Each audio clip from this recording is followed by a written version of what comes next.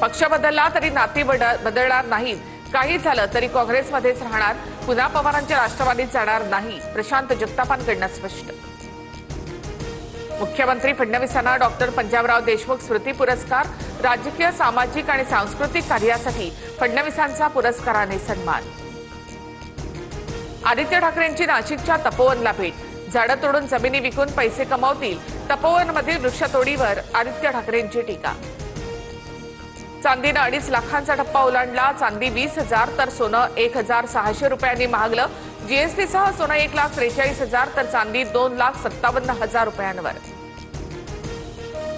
मुंबईतील हवेची गुणवत्ता घसरली, हवा अतिवाईट श्रेणीमध्ये AQI 195 वर पोहोचला, प्रदूषण करणारी 187 विकास कामं थांबवली।